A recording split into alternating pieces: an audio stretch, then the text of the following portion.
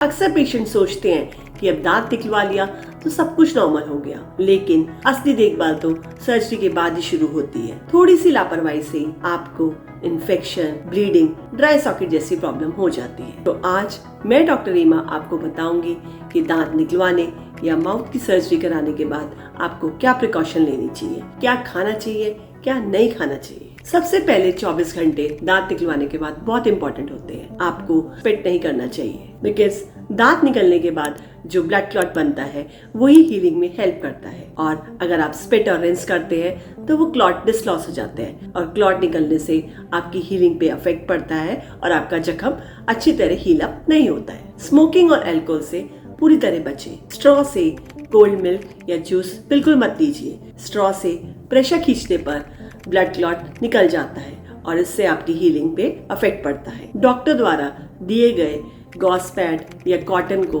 कम से कम 30 to 45 minutes रखिए, और जब अगर आपको रेस्ट करना है, हेड को थोड़ा ऊंचा रखकर आराम करिए। अब हम बात करते हैं कि आपको क्या खाना चाहिए जो आपकी हीलिंग में हेल्प करता है। आपको गर्म चीजें तो अवॉइड करनी चाहिए और ठंडी चीजें और सॉफ्ट चीजें खानी चाहिए, जैसे आइसक्रीम, कर्ड, खिचड़ी, दलिया। इससे आपको आराम मिलता है। आपको स्पाइसी चीजें और गर्म चीजें अवॉइड करनी है। कोशिश करिए जहाँ से आपका दांत निकला है वहाँ से आप खाने को अवॉइड करिए। इवन हार्ड चीजें जैसे चिप्स, नट्स और कुरकुरे अवॉइड करिए। डॉक्टर द्वारा दी गई एंटीबायोटिक या पेन किलर हो तो उसे आप टाइम से लीजिए। सर्जरी के बाद माइल्ड पेन या स्वेलिंग आना नॉर्मल है, बट इसे जरूर चेक कराइए। सर्जरी के एक दिन बाद आप जरूर 2 से 3 बार आइस पैक लगाइए, ताकि अगर आपकी स्वेलिंग आ रही है तो वो काफी कम हो जाएगी।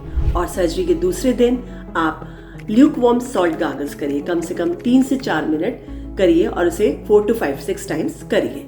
इससे आपका इन्फेक्शन भी कम होएगा, स्वेलिंग भी कम होएगी और काफी हीलिंग में हेल्प करेगा। मुंह की सफाई का भी ध्यान रखिए। फर्स्ट डे आप सर्जरी के बिल्कुल भी ब्रश मत करिए, बट सेकेंड डे आप ब्रश कर सकते हैं, बट लाइट हैंड से करिए, और उस साइड को अवॉइड करिए जहाँ पे आपकी सर्जरी हुई हुई है। प्रॉपर रेस्ट करिए एंड स्वेलिंग साइड को फिंगर या टंग से बिल्कुल भी टच मत करिए। अगर आपके उसी एरिया में स्वेलिंग ज्यादा बढ़ रही है या पेन बढ़ रहा है या ब्लीडिंग 2 से 3 दिन तक लगातार हो रही है और आपको स्मेल आ रही है, तो आप इमीडिएट अपने डेंटिस्ट से कांटेक्ट करिए, वेट नहीं करिए। इन छोटी छोटी सावधानियों से आप काफी जल्दी रिकवर हो सकते हैं। अगर आपको हमारी ये वीडियो हेल्पफुल लगे तो इसे जरूर शेयर और लाइक करिए, और हमारे इस चैनल को बिल्कुल भी सब्सक्राइब करना ना भूलिए।